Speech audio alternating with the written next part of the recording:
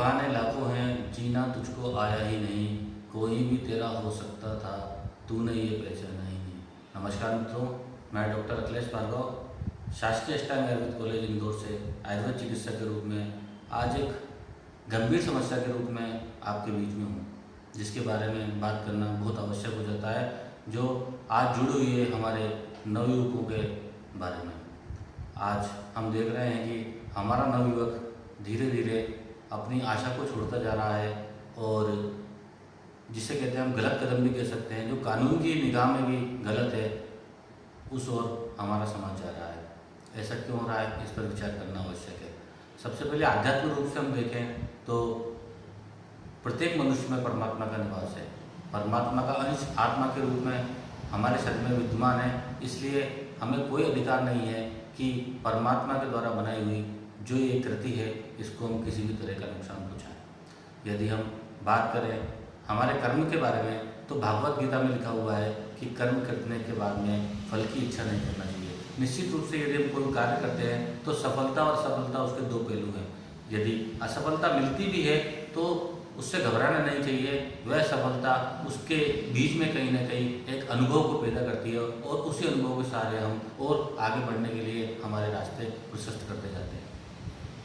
ऐसा नहीं है कि प्रत्येक व्यक्ति के जीवन में कोई ना कोई समस्या नहीं आती हो। समस्याओं के अपने अपने स्तर होते हैं। रोजाना किसी भी बालक के जीवन में, बड़े के जीवन में कोई ना कोई समस्या आती है और वो उसे अपने स्तर पर सोल्व भी करते हैं। किंतु यदि कोई समस्या हम लंबे समय तक हमारे स्तर पर सोल्व नहीं कर पाते हैं या किन्हीं लोगों से शेयर नहीं कर पाते हैं तो वह समस्या एक दबाव के रूप में, वजन के रूप में हमारे दिमाग में, मस्तिष्क में घर कर जाती है और उसके अच्छे परिणाम सामने नहीं आते हैं। इसलिए हम चाहते हैं कि सभी परिवारजन, मित्रगण, सामाजिक जितने भी समाज से जुड़े हुए लोग हैं, एनजीओज हैं, रोगियों के लिए डॉक्टर, सब आपस में मिलकर एक दूसरे का सहयोग करें। और यदि हमारे आसपास के बीच में कोई ऐसा व्यक्ति है जो दुखी है, सोसाइटी से दूर है, लोगों से ज़्यादा बात नहीं करना चाहता है, तो ऐसे लोगों का हमें सहयोग करना चाहिए।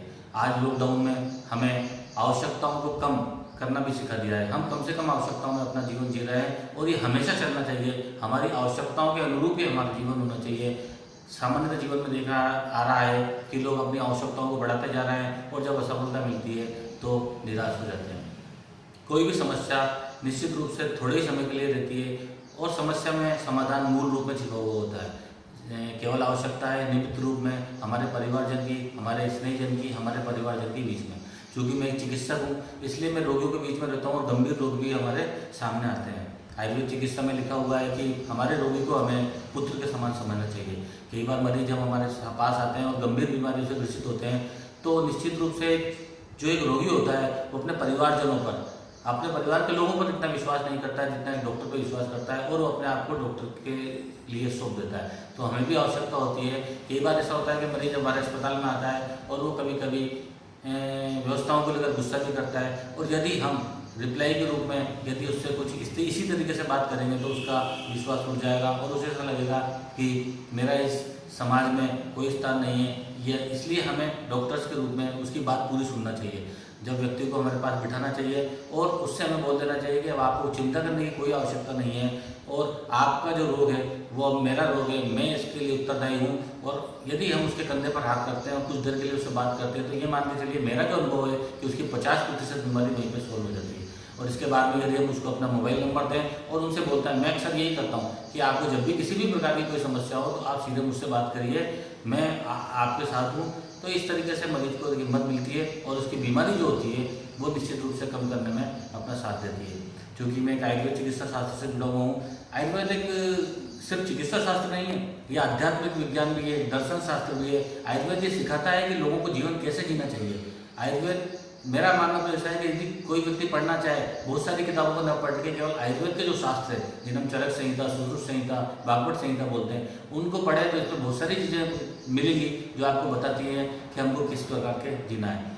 इन मेडिसिन की बात करें तो आयुर्वेद में ऐसी अनेक मेडिसिन है जिससे हम प्रयोग में ले सकते हैं। जैसे अश्वगंधा है, अश्वगंधा में न्यूरोजेनिक प्रकृति होती है जो नर्वाइन टॉनिक होता है।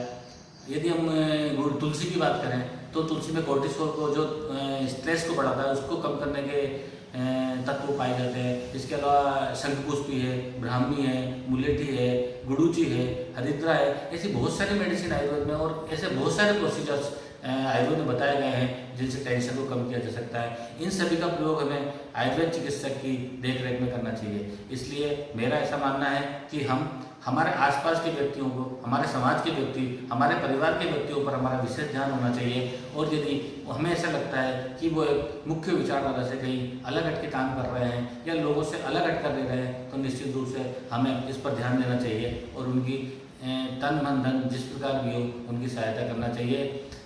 धन्यवाद।